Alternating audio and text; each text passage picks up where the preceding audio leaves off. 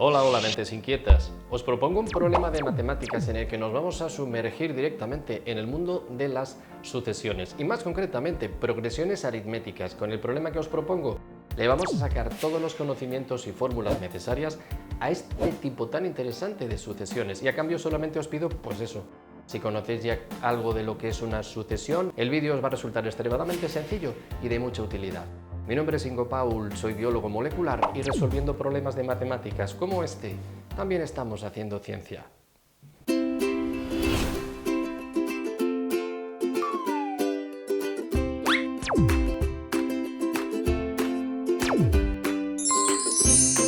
Haciendo ciencia, matemáticas.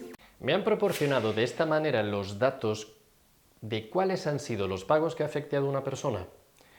Estos han sido los pagos. Este es el primer pago y como podéis ver, los pagos sucesivos han ido decreciendo en importe.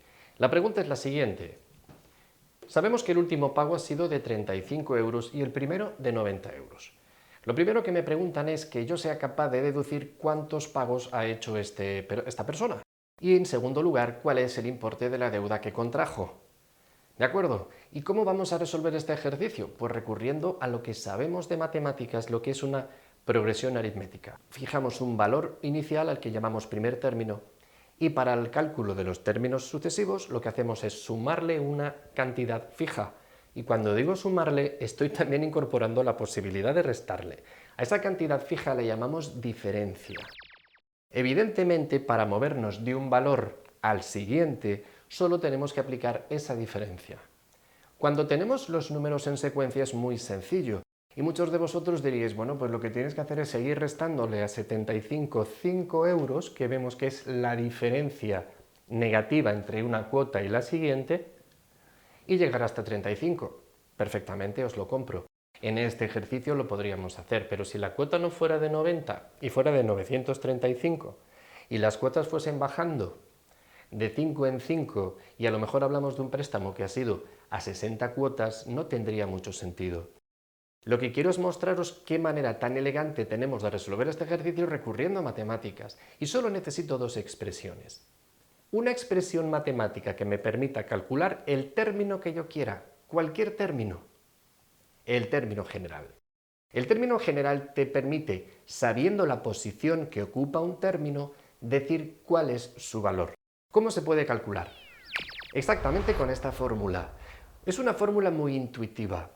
Si yo me encuentro, por ejemplo, en la posición 1 y quiero saber cuánto vale el cuarto término, habré tenido que realizar la suma de la resta, en este caso, de 5 una vez, 2 veces, 3 veces.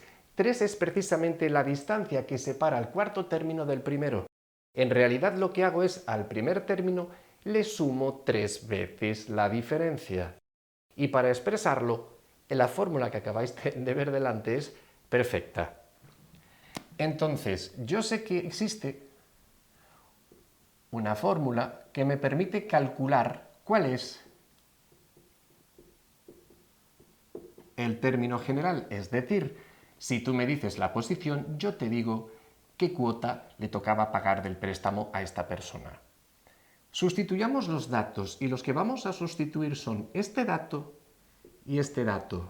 Como veis, en el momento en que conozcamos el primer término y la diferencia, habremos resuelto el problema. ¿Y qué pasaría si yo no partiese del primer término? Imaginad que parto de un término cualquiera.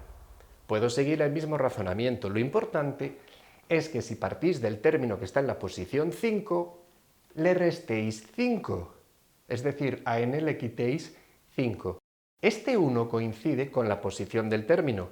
Si me baso en el quinto término, n-5. Si me baso en el término de posición k, n-k.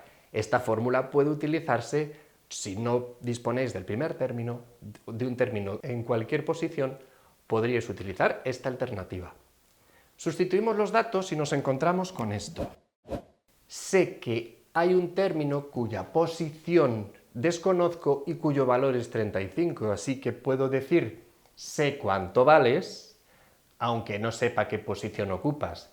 Sé cuál es tu valor es 35, y ahora voy a saber cuál es la posición que ocupas.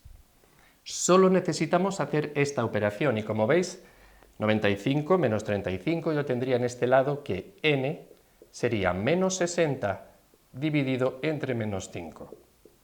Obtenemos un resultado redondito de 12 cuotas, es decir, el préstamo que solicitó esta persona lo ha devuelto en 12 cuotas. Así de simple. Si entonces yo sé cuáles han sido los pagos que ha hecho, han sido 12 pagos, solo tengo que sumarlos para saber cuál es el importe de la deuda. Pero de la misma manera que hemos sido capaces de calcular el número de plazos, lo vamos a hacer también para saber el importe de la deuda. Utilicemos una fórmula fantástica que nos permite calcular la suma de los n primeros términos de cualquier progresión aritmética. Ahí tenéis la fórmula de la que os estoy hablando. Es extremadamente fácil. S sub n igual a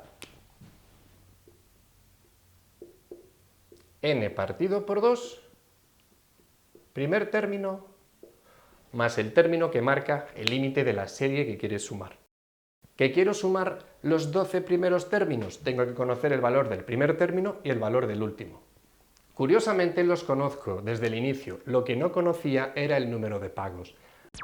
Si hacemos esta operación, 90 y 35 son 125, que multiplicado por 6 son efectivamente 750 euros.